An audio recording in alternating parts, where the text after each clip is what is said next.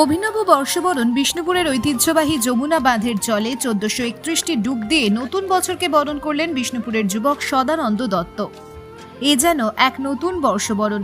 বিষ্ণুপুরের এক যুবক সদানন্দ দত্ত অভিনবভাবে নতুন বছরকে বরণ করে নিলেন বিষ্ণুপুরের মল্লরাজাদের ইতিহাস জড়িয়ে যমুনা বাঁধে।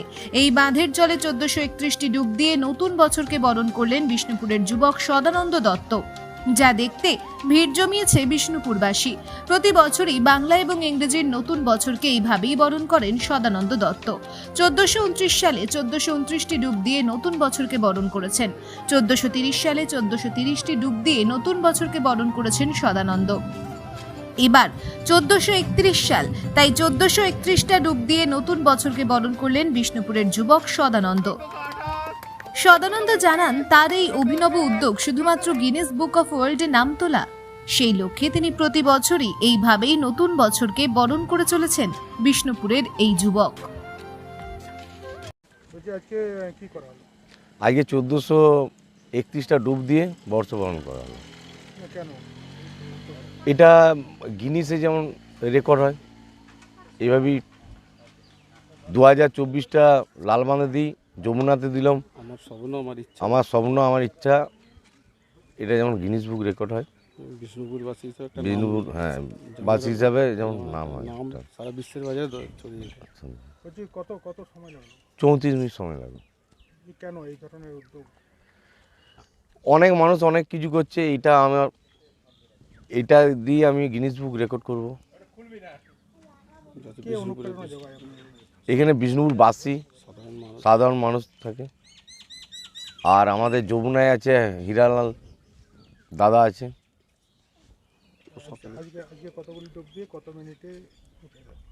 আজকে 1431টা ডুব দিয়েছি, 34 মিনিট লেগেছে। আমি চাই প্রশাসনিক যাতে উদ্যোগ নিয়ে এটা করা হয়। আগামী দিনে যেমন সরকার এটার ব্যাপারে দেখুক। সদানন্দ দত্ত। আজকে আমাদের বিষ্ণুপুরের পানকৌড়ি উনি বারে বারে প্রমাণ করেছেন যে প্রত্যেকবারই ইংরেজি নববর্ষ যেমন পালন করেন ডুব দিয়ে আমাদের লালবাঁধে, ঠিক সেইভাবেই আমাদের ঐতিহ্যবাহী যমুনা বাঁধ, এই যমুনা বাঁধে উনি আজকে 1431টি ডুব দিয়ে বর্ষবরণ করলেন। ওই জন্য বিষ্ণুপুরবাসী হিসাবে এবং আমার ওয়ার্ডের সমস্ত পক্ষ থেকে 12 নম্বর ওয়ার্ড থেকে আমি ওনাকে অসংখ্য ধন্যবাদ জানাই। আমার হার্দিক অভিনন্দন, শুভেচ্ছা রইল। আগামী দিন ও এভাবেই যাতে এগিয়ে যায় তার শুভকামনা আজকে দিনে আমি জানাই।